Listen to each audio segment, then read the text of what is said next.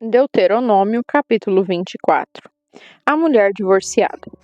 Quando um homem tiver esposado uma mulher e formalizado o matrimônio, mas pouco tempo depois descobre nela algo que ele reprove e por isso deixa de requerê-la como esposa, ele poderá dar à sua mulher uma certidão de divórcio e mandá-la embora. Entretanto, se depois de partir de casa ela se tornar esposa de outro homem, e este vier a não gostar mais dela também, igualmente lhe dará a certidão de divórcio e a mandará embora. Ou, se o segundo marido morrer, o primeiro que se divorciou dela não poderá casar-se com ela novamente, visto que é considerada cerimonialmente impura para ele. Casar de novo com ela seria uma ofensa abominável contra Deus, o Senhor. Portanto, não permitas que se cometa um pecado tão grave assim na terra que Yahvé, teu Deus, te está entregando como herança. Orientações gerais e abençoadoras. Quando um homem for recém-casado, não deverá ir para a guerra, nem será requisitado para qualquer compromisso público. Ele poderá ficar em casa de licença por 1 ano, livre para fazer feliz a mulher com quem se casou. Não tomarás como penhor as 2 pedras de moinho, nem mesmo apenas a pedra de cima como garantia de uma dívida, pois isso seria tomar como garantia o meio de vida do devedor. Se alguém for demitido em flagrante, sequestrando um dos seus irmãos dentre os filhos de Israel, a fim de explorá-lo ou vendê-lo, tal sequestrador deverá ser condenado sumariamente à pena de morte.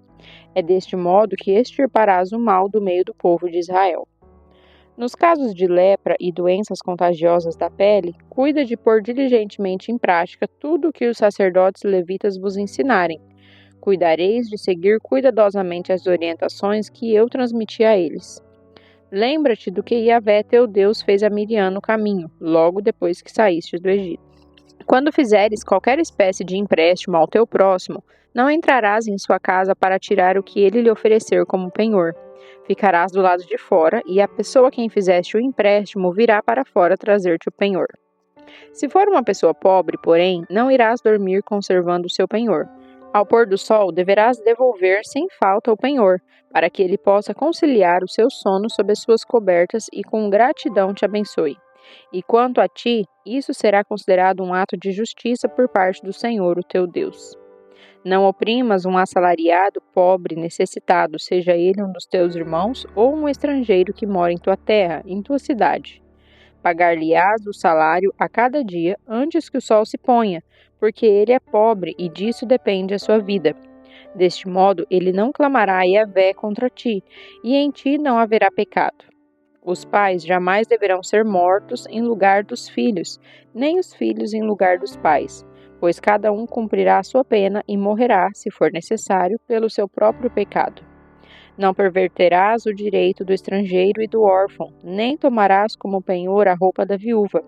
Recorda que foste escravo na terra do Egito e que Yahvé, teu Deus, daquele povo te resgatou. É por este motivo que eu te ordeno agir deste modo.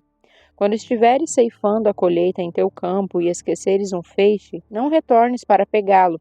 Permita que ele seja encontrado pelo estrangeiro, pelo órfão e pela viúva, a fim de que desta maneira o Senhor teu Deus os abençoe, bem como a ti em todo o trabalho das tuas mãos. Durante a colheita das azeitonas, depois que sacudires as oliveiras, não voltes a pegar as azeitonas que ficaram nas árvores. Deixe-as para os estrangeiros, para os órfãos e para as viúvas. E faças somente uma colheita de uvas nas suas plantações. As uvas que ficarem nos ramos das videiras devem ser deixadas para os estrangeiros, para os órfãos e para as viúvas. Recorda que fostes escravos na terra do Egito. É por esse motivo que eu vos ordeno agirdes deste mesmo modo. Deuteronômio, capítulo 25. A pena de açoites. Quando 2 homens se envolverem numa briga, terão que levar a causa a tribunal, e os juízes decidirão a questão, absolvendo o inocente e condenando o culpado. Se o culpado merecer açoitamento, o juiz ordenará que ele se deite e seja açoitado em sua presença com o número de açoites que o seu crime merecer, desde que nunca ultrapasse 40 açoites. Açoitá-lo, além disso, seria humilhar publicamente um filho de Israel. Não amordaçarás o boi enquanto está debulhando o cereal. A lei do levirato.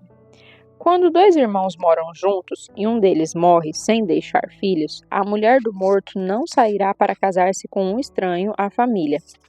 O irmão do marido se casará com ela e cumprirá com ela o dever de cunhado. O primeiro filho que ela der à luz tomará o nome do irmão falecido, para que o nome deste não se apague em Israel.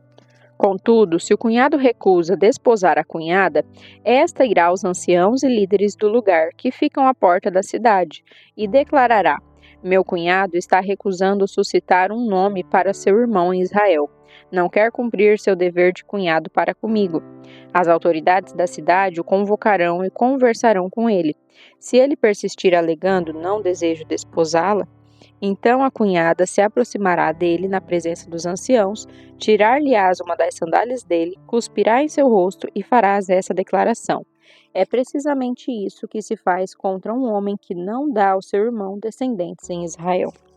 E daquele momento em diante, toda a descendência daquele homem será conhecida em Israel como a família do descalçado. Atitude ética nas brigas. Quando dois homens, irmãos israelitas, estiverem brigando e a esposa de um deles aproximar-se na tentativa de livrar o marido daquele que o ataca e agarrar o agressor pelos órgãos genitais, então cortar-lhe-ás as mãos, que teu olho não tenha dó nem piedade. Pesos justos e medidas justas. Não terás em tua bolsa dois tipos de peso, um pesado e outro leve. Não terás em tua casa dois tipos de medida, uma grande e outra pequena. Terás um peso íntegro e equânime, medidas íntegras e justas, para que os teus dias se prolonguem felizes sobre o solo que Yahvé teu Deus te concede.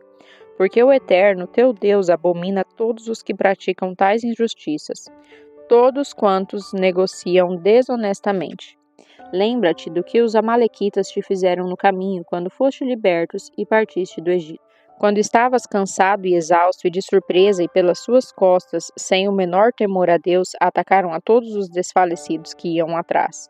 Quando o Senhor teu Deus te der o descanso de todos os inimigos ao teu redor, na terra que ele te concede para dela tomares posse, deverás apagar a memória de Amaleque de debaixo do céu. Não te esqueças disso.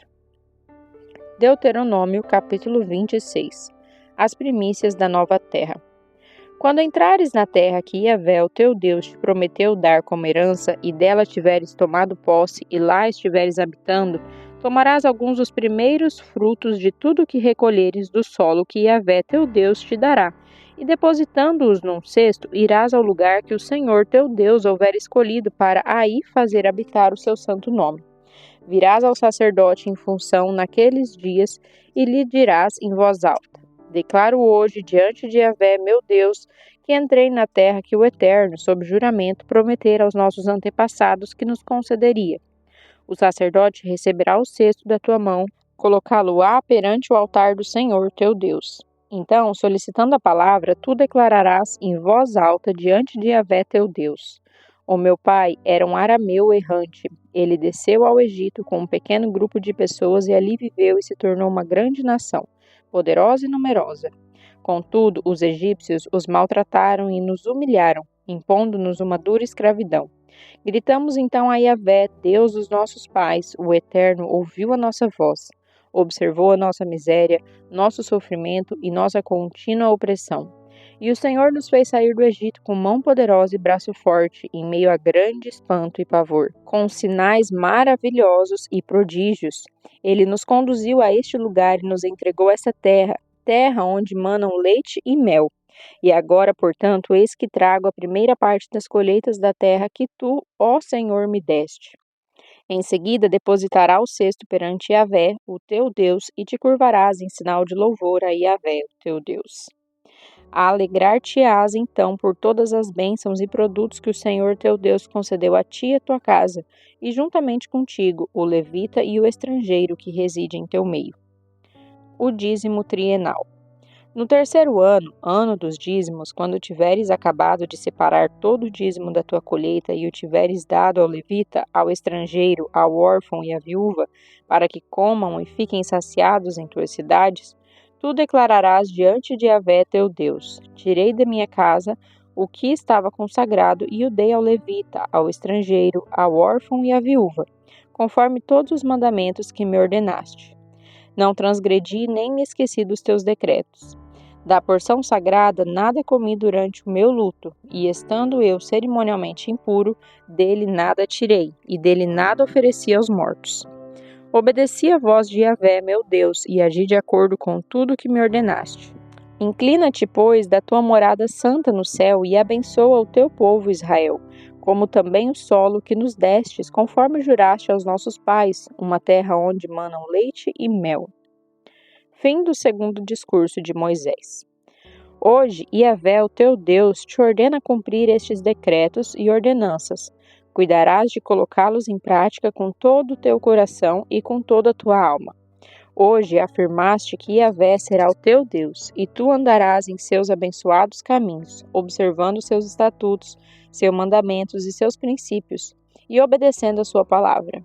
E hoje Yahvé declara que, conforme prometeu, tu és o seu povo, o seu tesouro pessoal, conforme te falou, e que deves obedecer todos os seus mandamentos. Ele declarou que te faria superior em honra, fama e glória a todas as nações que ele fez, e tu serás um povo consagrado a Yahvé teu Deus, conforme ele prometeu.